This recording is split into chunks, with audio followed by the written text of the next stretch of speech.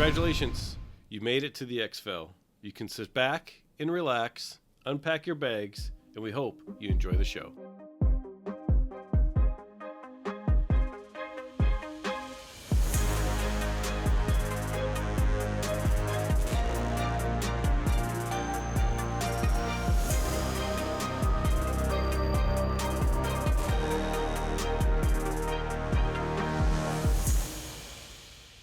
Hey there, Mike, aka MTBtrigger here, and with me, as always, is my co-host Ronald, aka Eric. If you are brand new, welcome. This is an Escape from Tarkov podcast where we talk about all things EFT, and our goal is to get better at the game, and we hope you come along with us for that journey. This week, we're going to really keep going along this line of changes and what it could mean.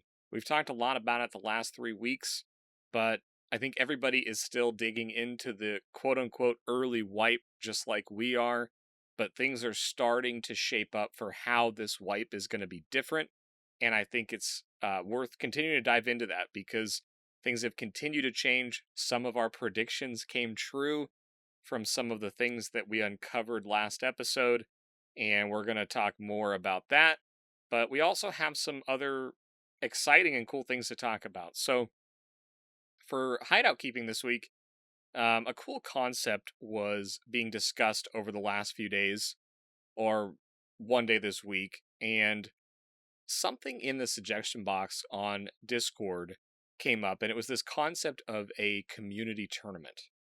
And I wanted to spend a second on this because we've actually been approached a few times from members wanting to do something like this, and it never really got off the ground. And me personally, over on the PUBG side, I've organized and ran tournaments in the PUBG space, and it's a tremendous amount of work. It is a tremendous amount of fun, but Tarkov doesn't exactly make it easy due to the lack of custom servers. So it requires some very careful planning from what I've seen in other communities that have done it, and there's obviously some larger tournaments that have gone on, like Pestil's Punisher tournament, and I know there's some other ones out there. So all that said, the reason I wanted to talk about it tonight was if you have ideas related to this on how it could be done, we're really all ears on this thing. We haven't put a bunch of thought into this. I mean, we literally just talked about it together for the first time right before we went live. It was being discussed this week in Discord, and again, it's a community tournament, so we do want it to be a community effort if it's going to go. So, if it goes, we'd love to see something that allows all play styles to shine. And maybe that means there's different mini tournaments, different sections of the tournament, but it could be things that are focused on currency building, scav killing, PMC killing, boss hunting, or anything that would show off skill sets that aren't just PvP. And I know there's some point systems tied to things like this, and they tend to favor PvP. My take on that is those tournaments typically are ran on Twitch. They're really fun to watch, and PvP is exciting, it's high action, and that's great. It's not that we're against that or don't like that, because I do enjoy watching that, but I really don't want streaming or recording to be required for an EXFIL community tournament. So with that off the table, I think it opens up to a wider range of skill sets to be shown, because it's not a, hey, you have to go find people and kill them, and you have to collect the dog tag, etc. So I guess in my mind, I'm thinking something like the Tarkov Olympics or the Tarkov Decathlon, or something that we could measure a bunch of different skills and maybe some stuff that's out of the norm. If you have suggestions on how we could do an EXFIL community tournament, pick up the thread in the suggestion box. And while I'm thinking about it, I'll put a hashtag tournament in the suggestion box so you can quickly go search for that in the search field in the EXFIL Discord. But that's all I've got. So, yeah. What's going on your side of the hideout, man? I'd like to continue and just echo a little bit about the tournament idea. I think it's really important that if you have thoughts on this, please don't be shy in sharing. I think it's easy to see tournaments on Twitch, or it's easy to hear about tournaments that only emphasize, maybe one style of playing the game. But Tarkov is such a dynamic game that there are people out there that are good at all different things. So we definitely want to hear your feedback on that. And before I get into my side of the hideout keeping, I just want to throw my endorsement of that as well. I'm looking forward to coming up with a way to showcase all kinds of people's skill and actually have a good time with all the entire community. So we'll see what it turns into. We're excited. We have no idea what it's going to be yet, but it's going to be fun. And that's really all that matters. With this week, I'd like to shout out the Tarkov optimization video because there are plenty of new people that have joined Discord and are asking questions about how to make their PCs run Tarkov better. We have created a base configuration guide, if you will, for Tarkov and for PUBG, but since this is EXFIL, we'll talk Tarkov. Go on youtube.com/xpmedia now. Find the Tarkov optimization video. We'll link it in the show notes and take a look at what's in that video. If you have an AMD processor, you're going to find a little bit of extra things you can do for it. If you have an Intel processor, most of what's there can apply to you as well. But dig into that. You might find some things there which answer some easy questions for you, get you some more frames without really having to do a whole lot. But besides that, the best way to get in touch with me is in Discord, as always.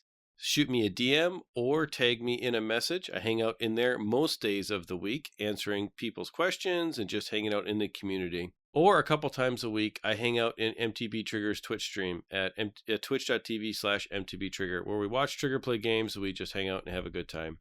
If you have something more formal that you'd like to get to the show, you can email it to xpmedia2020@gmail.com. That's the business email and business contact for all of XP Media. And support for this episode of the EXFIL is brought to you by Manscaped.com. That's Manscaped with a D on the end. Had a question that Manscaped.com wasn't working, so it's Manscaped.com, folks. Code is EXFIL for 20% off and free shipping. The best in men's grooming hardware and product. Manscaped.com, code EXFIL. 20% off and free shipping. Other ways you can support the show, as always. The best way is to share it with a friend. If you find somebody that's new to Tarkov or looking to get better and is looking for ways to do that outside of just playing the game, whether they're trying to find something to listen to, watch, or whatever, to maybe make Monday mornings a little easier at work, share the show with a friend.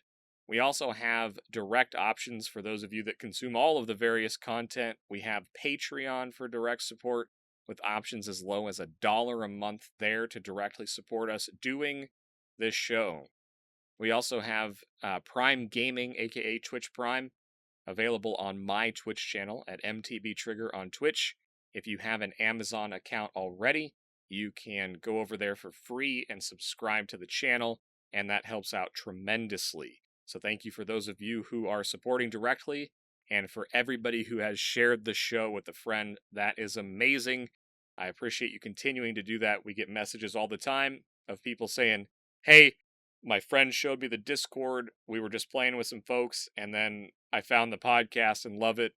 And those are the absolute best messages that we receive, and it's just a pleasure to receive those. So thank you.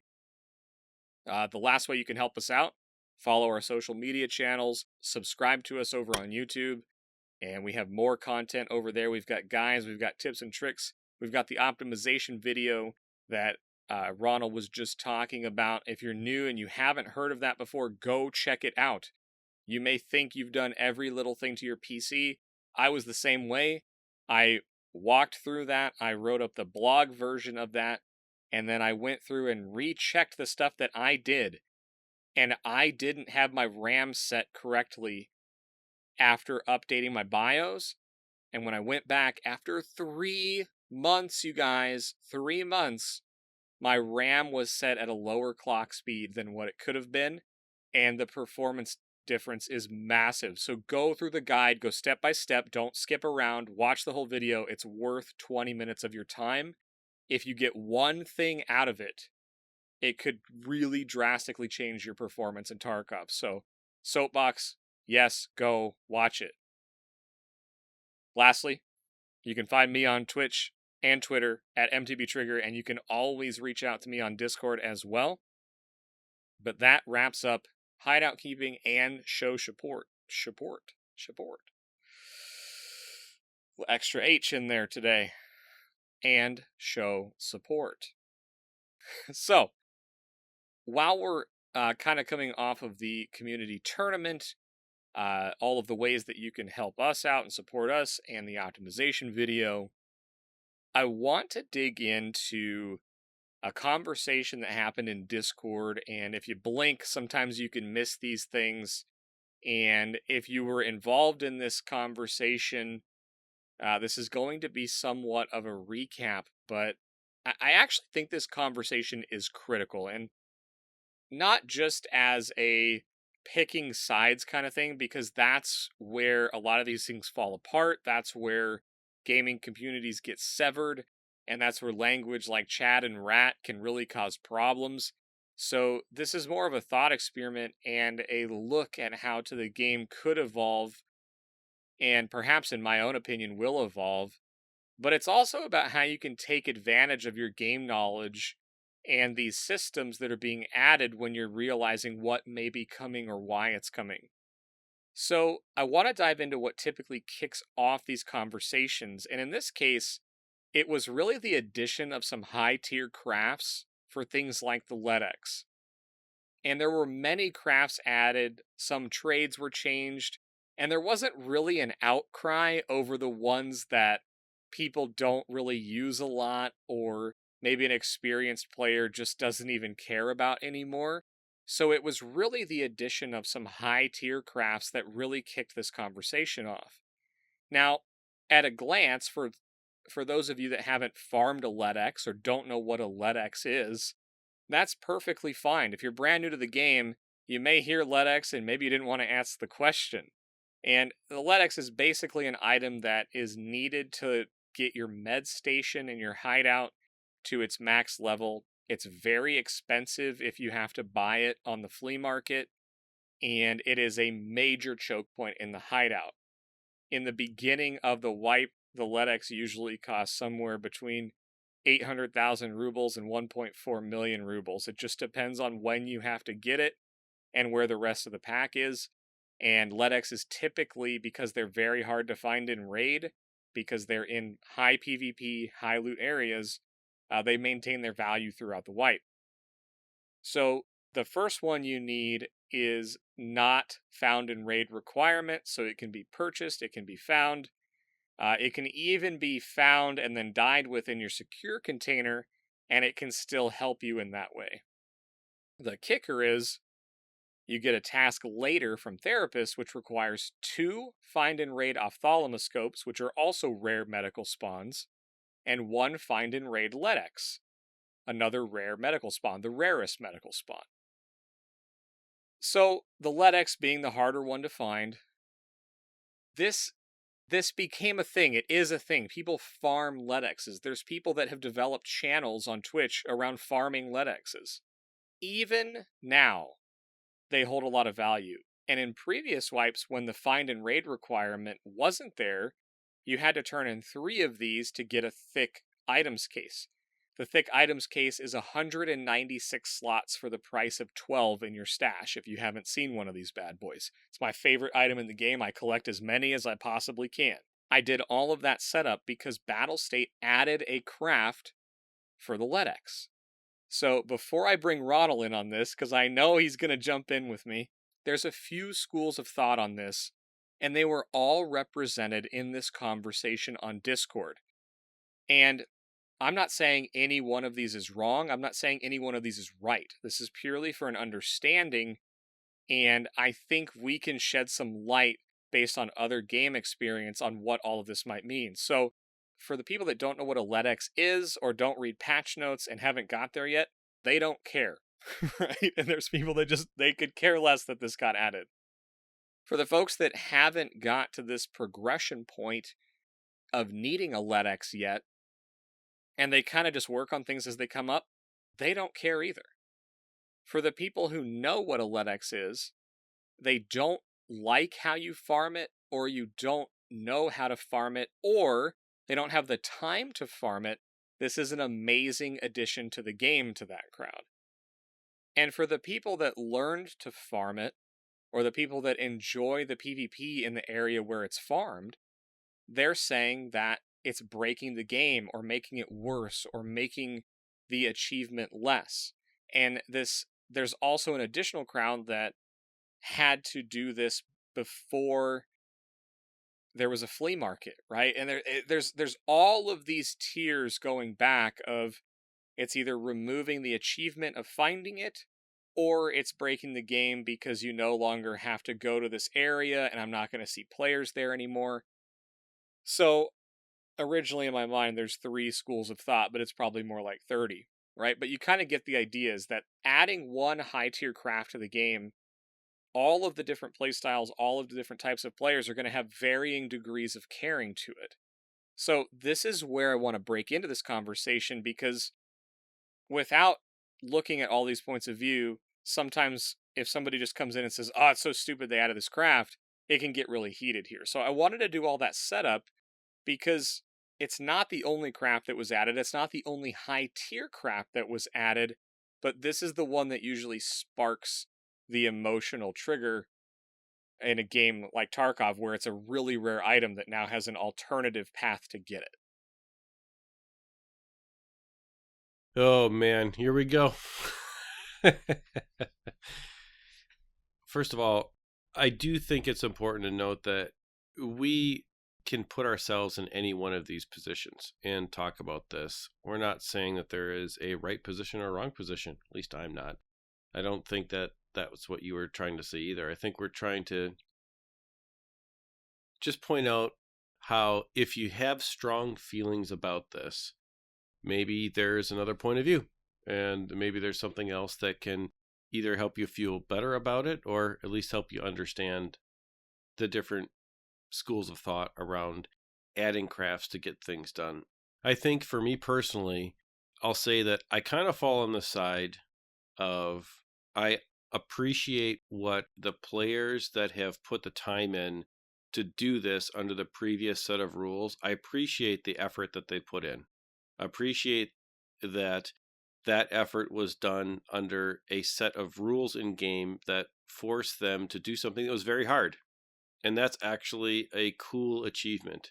And to the folks out there that have done that, well done. You did a great job, and you display a set of skill and definitely have hit a piece of Tarkov history that is something that is important. For those of you that have never heard of a LedX, I want to touch on that next, because I think that that is really important to leading into the next group of people that have heard of it but needed a way to get it. So for those of you that have never heard of a LedX, I think that the new players in Tarkov, so if this is your first wipe or you just bought the game yesterday and you're like, what are these people talking about?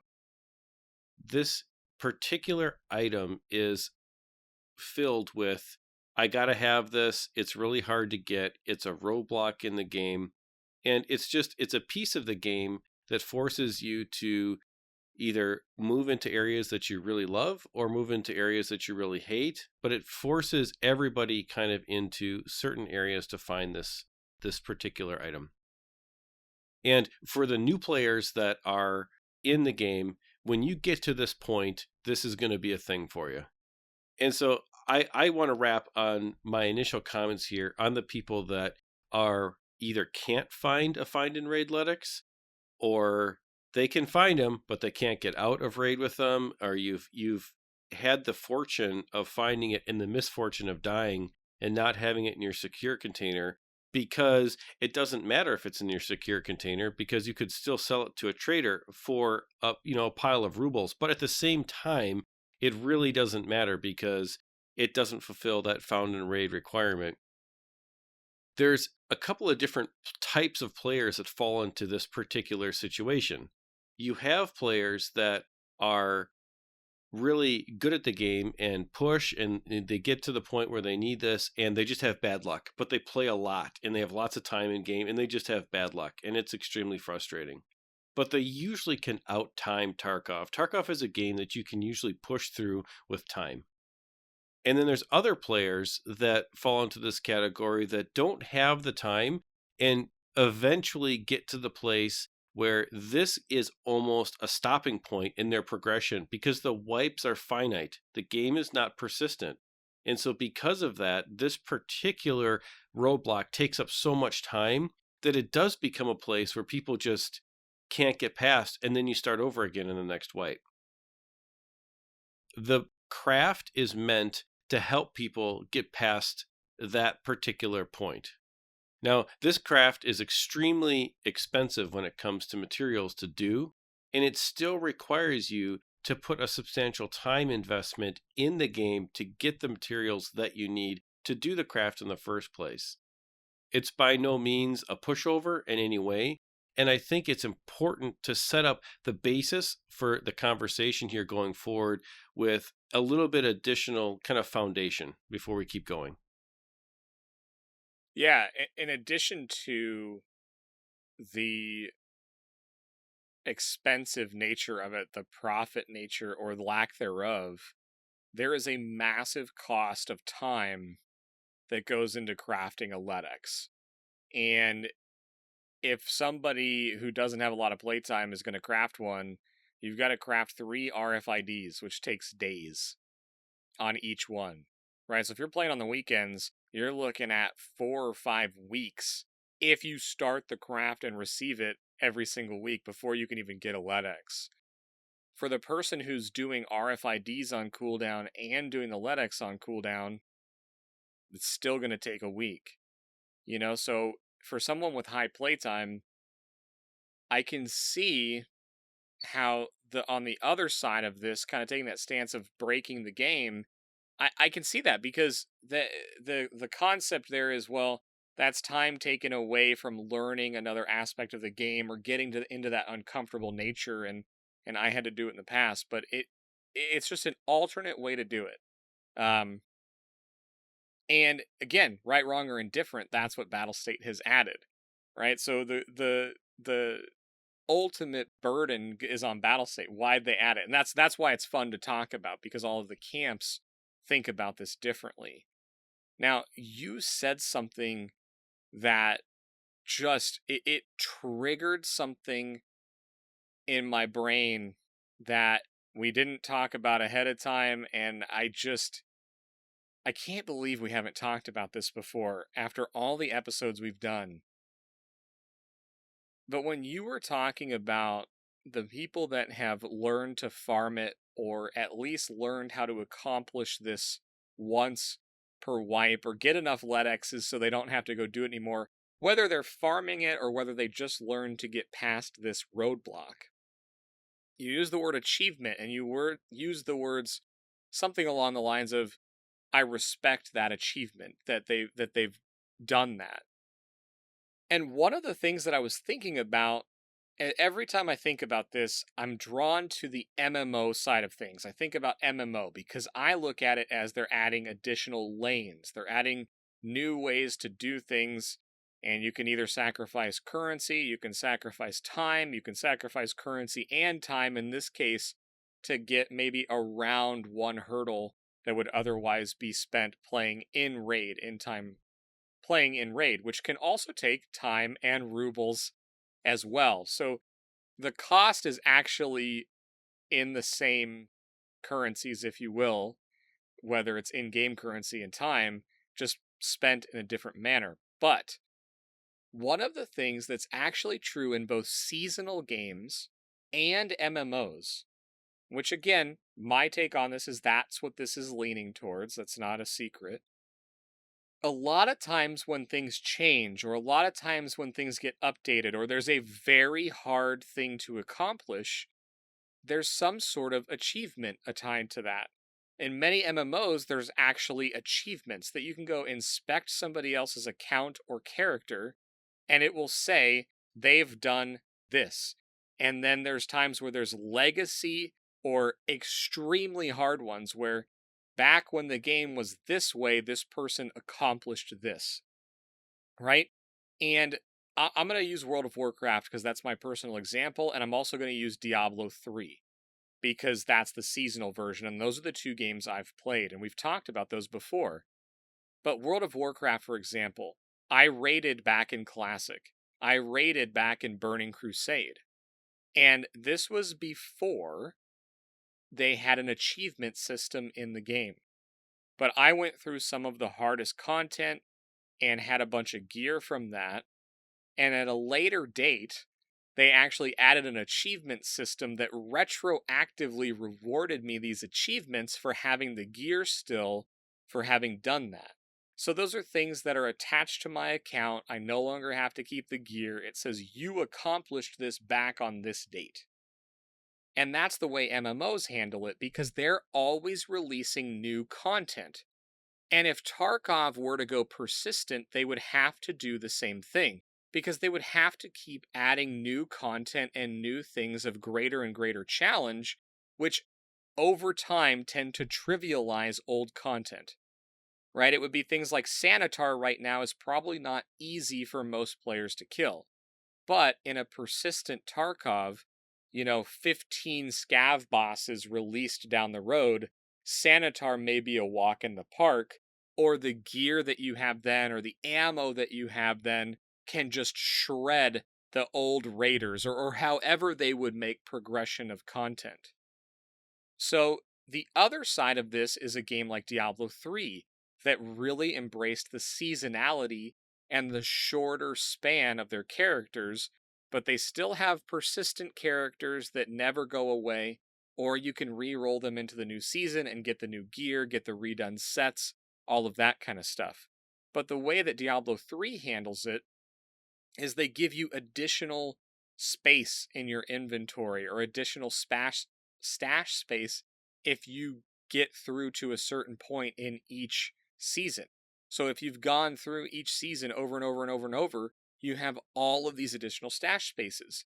You also have unlockable cosmetics and things that you can visibly show other players that I was playing at this time, or I did this achievement, and you have it unlocked.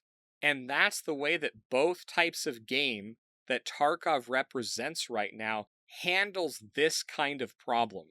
And I wonder if you're in the camp of, man, I completed this task from Therapist back when it was Find and Raid before they added the craft. Imagine if you had an achievement for that someone could go look at, or if you could inspect an account and see what those feats of strength are, those old legacy achievements, right? Like killed Killa when he was in patch whatever. Like there's so many opportunities for this. I cannot believe we haven't gone here, because you said it and it immediately took me to, why isn't there something in game that tells me I accomplished something on a tab or somewhere when it was really hard and they had to change it later? That would be such a cool addition to this game. I think it's super important to recognize the skill that goes into doing something hard. And Tarkov is no exception to that. So if you have done, this is a great example, you farmed your LedX, you farmed all the LedXs that you need, and you feel like the game is getting too easy because of a craft being added for other people to get past that hard thing that you did. It is okay, I think, to recognize the fact that you did something a hard way. You're a player that did something in the only way available that the game had at the time, and that is okay that it was harder than the way that it is now. One of the things about an achievement system that I think would really be applicable in this situation, and other games give recognition, some do it in the way of in-game items that are maybe not some things you can lose, but appearances, things like that. Others do it in visible things. But one of the things that would do is really show that respect to the players that have put in the time. And I really don't think that the people that are going to craft a LedX want to take away anything from the people that have done it in the hard way. I want to throw that out there and say that if I craft a LedX, I have a lot of respect for the people that went and found it on their own and did it in game in PvP. Like I don't think that takes anything away from what you did. I think in a lot of ways people look up to that kind of thing. And I can understand why this would make you feel somewhat jilted in this situation, but keep that in mind that most people would say that's really cool that you were able to do that in that way. Yeah, I think that's actually a critical point of understanding. I think that there are people that will take hard takes and be like, haha, I can craft a LedX, but I think that is a minor, minor population of the player base. I think the larger percent that are going to craft a LedX, right? And that's what we're talking about here. Like having the stats on how many people craft their LedX for this task would be fascinating, right? It would be so cool to know how many people completed this task before the crafts were in, how many completed it after, et cetera, et cetera. Like, what an interesting stat that would be. But currently, the reward for this choke point, as it were, is a really, really good item. Perhaps the best space item in the game. It's not even perhaps, it just is. 12 slots for 196, and you can put almost anything in it. It is the ultimate space saving tool in your stash, especially if you're not on one of the upgraded editions. If you're a standard edition player, the thick items case is the holy grail, and that's what lies behind this task. You also get further progressed. You know, right now, if you go farm a LedX and you can do that in a couple of hours versus the days that it will take somebody else to do it, the reward for that right now is that you get to be further down the line, or you can be working on other things. In theory, you're further progressed than other players. And the interesting part about that is that doesn't feel like as much of a reward. You know, when we first started playing the game just a year ago, it felt crazy to get to level 20 and then 30 and then 40 and to see all of these things unlocked and the time it took. But then in subsequent wipes, we've noticed just how fast people progress through this, and people are hitting 40 and getting Kappa, and that's being measured in days, not weeks, not months. It's being measured in days. And that kind of removes some of the desire or the reward or the achievement of it, because you can really skip right around this and it's not a huge deal. So I agree with your point. I wanted to echo it in that, you know, I was fortunate enough to find a find and raid LedX. I mean, I think like 2 days before this craft came in. So I actually wasn't faced with the decision to craft a LedX, but I'm telling you right now, the pain that I had farming the resort in Shoreline, trying to find the LedX, and then trying to find the ophthalmoscopes, I can tell you, I had 17, I counted, I had my piece of paper, 17 successful hits on all of the ophthalmoscope spawns and survived raids. Meaning I went in 17 times and survived the resort on Shoreline and hit most of the spawns. I died about 20 times, and I didn't find an ophthalmoscope until I switched it up and went to the ultra medical room on interchange. So you add that up, man. And I was doing quick runs, but 37 attempts on Shoreline trying to find the LedX and one more FIR ophthalmoscope was a tremendous amount of time to get this done. Now, I was doing the 10 or 11 minute runs. I was SJ6. I was sprinting up to the resort, hitting as much as I could and getting out of there. Now, I made money doing this because I learned how to loot the resort. I learned where all those rooms are. And for my playstyle, for me personally, I found that really valuable. But I could see how this task was a major gate, not just for moving on and getting that great item, but I guarantee you this task caused people to quit a lot. Because when you're just that close to the reward and you can see it, you can taste it, you can click on it in Therapist's task reward, you see it, and you can't do it, and if you've tried 10, 20, 30 times, it doesn't matter if you're a high playtime player, low playtime player, what your skill level is. At the end of that, I can tell you I was really, really frustrated. But when I got it, I was pumped. but I don't know how many more of those runs I had. Because you all know I am a caseaholic and I wanted that case. And it was eluding me for a very long time. Absolutely. And I will tell you that I think there's one point I want to camp on for just a second here, and that's about recognition in Tarkov, because I really think that this is an important thing to kind of break this down. And it kind of touches on a couple of different schools of thought here. For the people that have done this the hard way, I think the reason why you feel a little bit frustrated about this is because recognition in Tarkov really only comes down to PvP stats. There is no other way to say that you're really better than somebody else. You can be a higher level, great. You can even get Kappa, but you don't have to be great at PvP to get Kappa. You just have to get the tasks done. And that can take as long as it needs to take. And I think if there was a system in Tarkov that maybe was in addition to just focusing so heavily on PvP stats, and that would be the, wow, you did this, you achieved this doing it the hard way before the next way came into play. I think that would make these particular changes, which Battlestate is going to make a lot of them.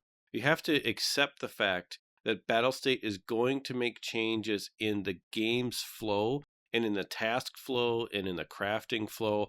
All of these things are going to happen over time. They're going to make the game harder, and then they're going to make the game easier. They're going to make it harder and easier, and all of that is going to completely depend upon your point of view, what you enjoy doing the most, and your skill level, and how much time you play the game. It's never going to be a perfect balance amongst all different players. And so I think that Battlestate would serve themselves well by adding a recognition system for all the reasons we just talked about. Yeah, the more that we're sitting here talking about it, the more that I would love to see something like this. I don't know exactly how they would implement it. I don't know where they would put the lines, but there are so many amazing achievements, recognition moments, feats of strength, things that are incredible that currently it's kind of like if you didn't record it, it didn't happen. It would be pretty cool to have that attached to your account some way. And I can also see how somebody would be like, well, that takes away from the hardcore nature of the game, which I will disagree with you completely on it. I've played games that didn't have an achievement system for years. I'm talking years. Hearthstone's one of them. Hearthstone is my go-to mobile game of choice. Has been since it got released on mobile. I didn't play it on PC when it launched, but when it hit the iPad, I've played Hearthstone basically, an almost daily, but at least every 3 days to get those daily tasks done that block up in threes. But just in the past few months, after it has been out for nearly 6, maybe 7 years now, they released an achievement system. And it was things on the sets you've collected, how you've won games, how many games you've won, damage you've dealt, all of this stuff that they have been tracking since the beginning. And you just found out that they had access to it, and you found out that you did some of these things either before it went away, or that you have things that are really rare and things like that. And Tarkov has so much opportunity for that.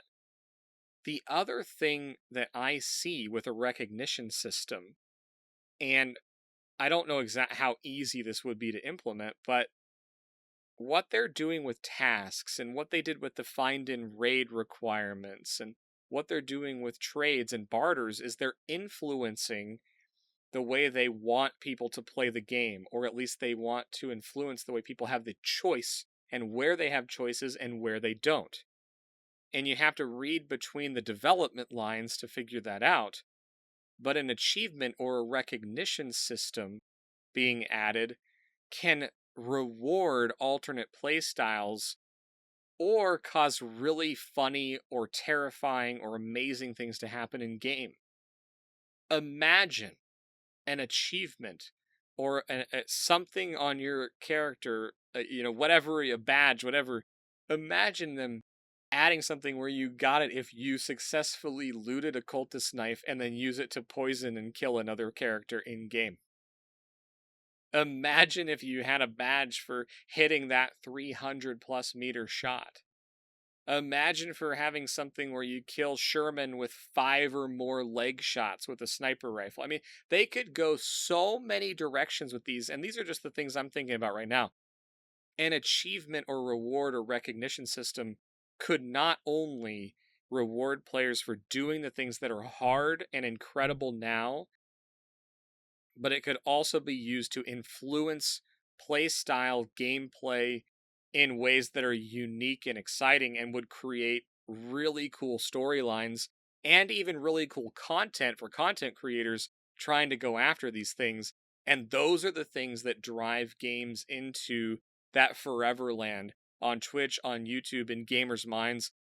Even remove the content creator side. Some of the achievements I did in a game before I ever decided to push record on anything, those are things I look back now 10, 15, 20 years later with fond memories about. So I agree with you, man. I love the idea of calling it a recognition system because it doesn't have to be achievements. It doesn't have to be emblems. It doesn't have to be any of that. But they've already got some of that in the game. They've got the skills. There's mastery. There's weapon mastery. Like it's like so close. It's like the one piece that's missing from the out game tracking in Tarkov right now. Yeah, imagine something like a veteran skill that really recognized how many wipes you've played and the time that you've put into the game, and that skill did something meaningful for your character, and that really would be kind of an homage to the people that have spent the time and played the game as it's developed. That would solve this whole problem of people feeling like their time that they've put in is being disrespected by the game evolving as different things get put into it. And I really think that's kind of what it comes down to, because as gamers, we really do take pride in achieving something hard, and that's for any play style. And that's something cool that actually everybody can relate to. And because of that, when something comes in that makes the thing that you really tried for a little bit easier for the next person to do it, it's something that you kind of have to deal with, like, oh, that stings a little bit because I put the time in to get that. But I'm going to give you another example that I want to talk about when it comes to a craft in the game, and that's graphics cards. This craft changed a number of things for people, especially the task where you have to find 3 find and raid graphics cards. And again, there are players that find them all the time, and there are players that don't find them ever. And it goes back to, you can outtime Tarkov in a lot of ways, but you could have 37 raids like Trigger did and not get the thing that you're looking for. And then you can have time to play 3 or 4 raids a week, and that's 10 weeks of not finding what you're looking for. And I think because of that, these crafts do make sense. And being able to craft a graphics card once every, it's a long time. It's like 50 hours, something really crazy like that. 55 hours. Because you need a VPX too. Correct. So I don't think that it really breaks the game that it takes 2 weeks of time. Let's just say roughly. Someone will correct me in the comments, but it takes, that much time to be able to complete that one task because of doing it in your hideout. I actually think that the craft gives you some meaningful choice for your playtime, especially if you only have time to do 5 or less raids a week. You're not spending your time doing something that you really don't want to do, but you feel like you have to do. It lets your playtime actually be fun. And at the end of the day, a video game has to be fun. That's going to keep you playing it. I mean, having a laundry list of tasks to do will be part of your gaming experience, but you have to be able to have fun. And if you get stuck at a point where fun it takes a back seat to having the list of things to get done, that's when people quit or they move on to something else. So there's a lot of different points of view. I wanted to get the graphics card into this discussion because I feel like it's something the community has already dealt with and accepted. And the LedX, I believe, in another couple months will be another graphics card discussion. It's a really good point. A lot of those crafts that they added, the end or middle last swipe, yeah, just kind of became okay, cool, you know, and they're just sort of accepted now. And that time element, I think, is the key because you sacrifice a lot of rubles, you sacrifice a lot of time to do those crafts, and that's those tasks. That one in particular unlocks a pretty good chain after it. There's a lot to do after that. In addition to the game being fun, even on the last episode, I talked about the game needs to be fun or rewarding, right? And that's where I put the hideout next to task progression and player level because player level is directly correlated with unlocking traders. Tasks are a great way to get experience, not the only way, but one of the best ways. And the hideout allows progression and rewarding feelings being attached to when you die, but maybe you got a couple things for your hideout. So I would say that, yeah, I think fun and rewards are the two things that people are seeking in games, and it's okay for it to be hard. I particularly don't want the core gameplay to change. I don't want it to be any easier um, in a PvP scenario or even scavs, man. Scavs have been buckshot headshotting me this week like crazy. And I don't want that to be easier. I don't think anyone that is crafting a LedX is wanting the gameplay, the core gameplay of being in a raid to be easier. Um, I just think you're right. I think it's designed to help people that wouldn't go find it or would quit the game rather than go find it. And I guess the only thing I would add to it is if you're so focused on how somebody else is playing the game and finding ways to enjoy it and finding ways to progress, and that's for some reason causing you like turmoil in the way that you're enjoying and playing the game, I struggle with that. And this is where a huge chunk of that conversation went. And a lot of it comes down to achievement. And so I'm going to come back to offering up that solution. I wonder if the reward system, the achievement system is the way to go and what that would look like in this game. Because right now, there is no differentiator for somebody that crafts a LedX or finds one. But I think on a player to player basis, to your point, that someone who crafts it is going to be looking at someone who went and found it and being like, that's hard. That is not easy. That is really cool that you were able to do that. How'd you do that? Right? And a lot of people have that story. A lot of people have the story like I do. Man, I did so many raids on Shoreline and I learned how to farm 226 and I went and bought the tape key so I could go into Sanitar's room and I didn't find anything in there, but I found a graphics card in there. And then finally I decided to switch it up and I went to the Ultra room, and on my second run after not finding the ophthalmoscope, I found the ophthalmoscope. But then I had to get out, right? There's a story attached to it. And I think even someone who crafts it, that story is really interesting and it's exciting and it's the achievement. But after it happens and the wipe happens or whatever else, it just lives on in memory, right? So I think there's real opportunity for this game as it moves more in this direction to keep record of that stuff for us to look back on. Um, like as you were talking about it, things that popped in my mind, like how cool would it be to go to the, got the Kappa container and it had seasons, right? Or dates achieved or something like that. Or, like crazy feats of strength, hit level 40 5 times in one wipe, right? If you reset your account and reset your account, almost like a prestige system, like they could put crazy stuff in there that people would go after. I just think that would be really, really neat because people are already creating hardcore rule sets or, no secure container rule sets. There's already modifications to making the game harder for people that have been playing it a long time. And I think Battlestate could take some part in that and influence some of that, which would be an amazing development. I agree. I think there's lots of room to respect the effort that players put in any situation to achieve something that's changed in the future. And that's basically what it comes down to. Most games address this in some way eventually. We have to remember Tarkov technically still is beta. It's endless beta at this point, but it still is beta. And so they probably, hopefully, maybe someday will most likely get to this problem and come up with a solution for it. But I don't know about you, but I'm starting to see that green bar flash. What do you think?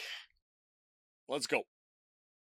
The green bar's flashing, which means that we are moments away from disappearing, and hopefully we will get achievement for creating an awesome podcast.